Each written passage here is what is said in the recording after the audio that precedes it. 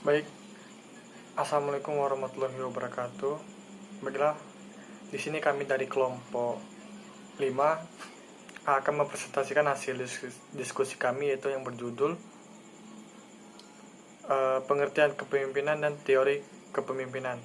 Baiklah, di sini saya akan membahas tentang kepemimpinan. Kepemimpinan adalah sebuah kemampuan atau kekuatan di dalam diri seseorang untuk memimpin dan mempengaruhi orang lain dalam hal bekerja, di mana tujuannya adalah untuk mencapai target yang ditentukan. Pemimpin adalah seseorang yang diberi kepercayaan sebagai ketua atau kepala dalam sistem di sebuah organisasi atau perusahaan. Dengan begitu, maka seseorang pemimpin harus memiliki kemampuan untuk memadu dan mempengaruhi sekelompok orang. Baiklah, di sini ada beberapa pengertian kepemimpinan menurut beberapa ahli, yaitu yang pertama, Wahyu Sumijo. Menurutnya, kepemimpinan adalah kemampuan yang ada pada diri seseorang leader yang merupakan sifat-sifat tertentu, yang diantaranya yang pertama, kepribadian, yang kedua, kemampuan, yang ketiga, kesanggupan. Kepemimpinan merupakan rangkaian aktivitas pemimpin yang tidak dapat dipisahkan dengan kedudukan, gaya perilaku pemimpin tersebut, serta interaksi antara pemimpin, pengikut, dan situasi. Itu yang kedua, menurut Sutarto Wijono. Menurutnya adalah kepemimpinan rangkaian aktivitas penataan berupa kemampuan seseorang dalam mempengaruhi perilaku orang lain dalam situasi tertentu agar bersedia bekerja sama untuk mencapai tujuan yang telah ditetapkan. Baiklah, assalamualaikum warahmatullahi wabarakatuh. Di sini saya akan menyambung materi dari Kevin Ramadan. Perkenalkan, nama saya Kevin Ramadan dengan NIM 19329020. Saya di sini akan memberikan penjelasan terkait dengan pengertian dari kepemimpinan. Yang menurut ahli yang keempat, menurut Imam Muljono, kepemimpinan adalah kemampuan dalam memberikan panduan satu arah, karena pemimpin mungkin memiliki beberapa kualitas tertentu yang membuatnya berbeda dengan pengikutnya. Selanjutnya, menurut George R. Terry, pengertian leadership adalah kegiatan mempengaruhi orang-orang lain untuk diarahkan mewujudkan tujuan organisasi. Selanjutnya, menurut Jacobs dan Jacques, arti kepemimpinan adalah suatu proses memberi arti terhadap usaha kolektif sehingga ada kesediaan untuk melakukan usaha yang diinginkan untuk mencapai tujuan.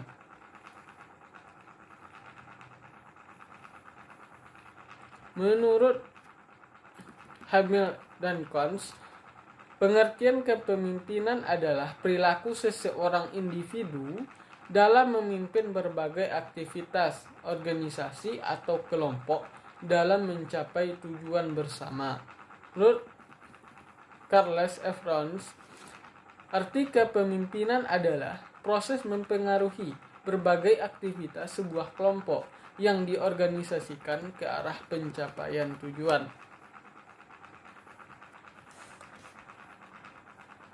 Sedangkan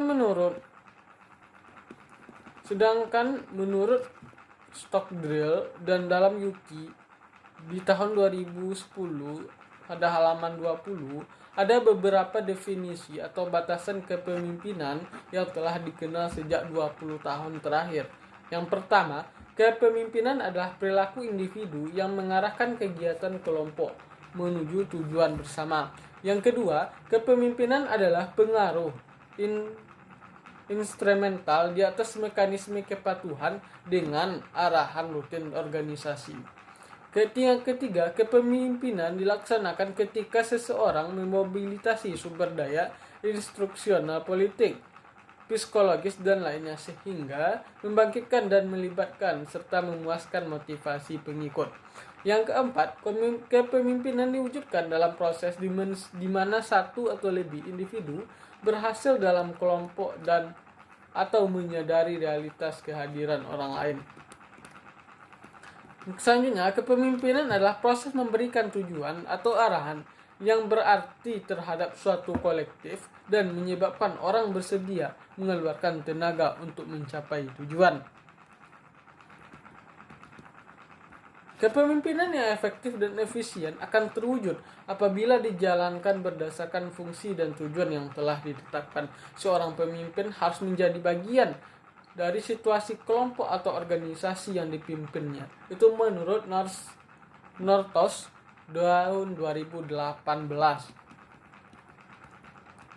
Pemimpin dalam menentukan gaya kepemimpinannya harus juga mampu menyesuaikan dengan situasi, kondisi, dan pada waktu dan tempat yang tertentu. Pemimpin-pemimpin yang berhasil adalah mereka yang bisa menyesuaikan perilaku dirinya dengan sesuai dengan tuntutan dan keunikan dari lingkungannya itu sendiri.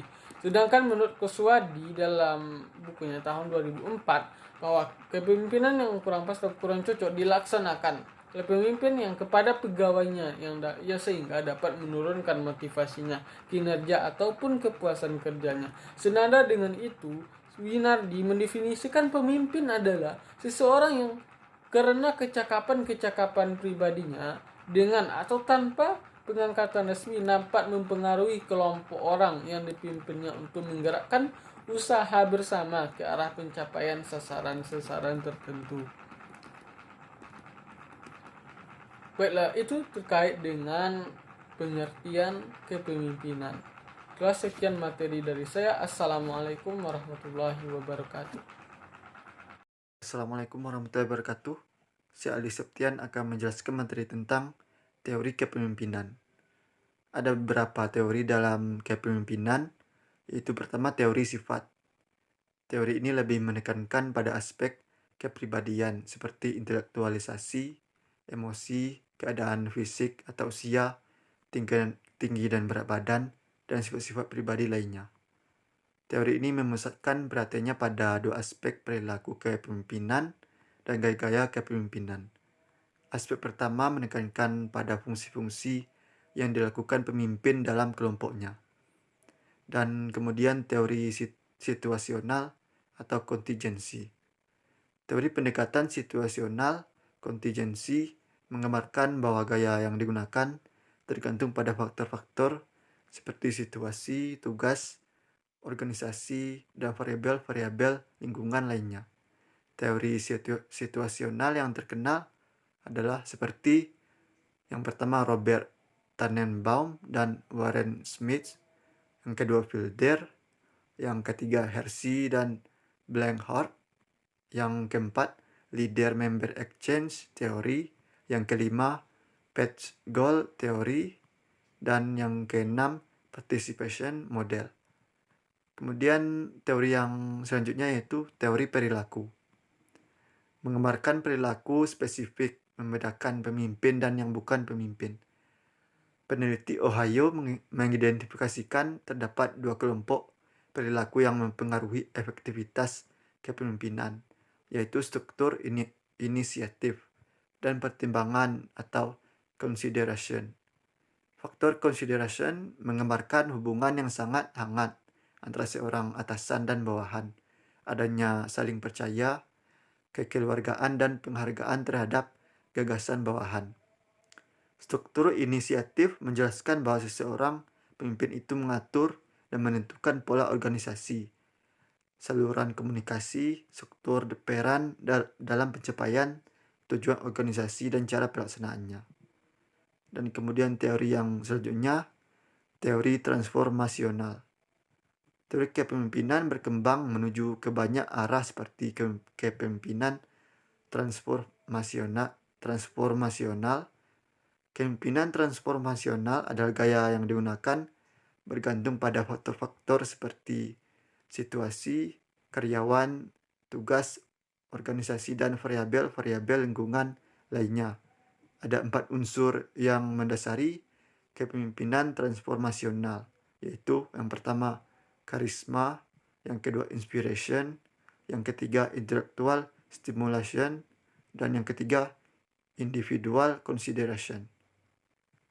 Hanya itu saja yang dapat saya sampaikan. Terima kasih. Assalamualaikum warahmatullahi wabarakatuh.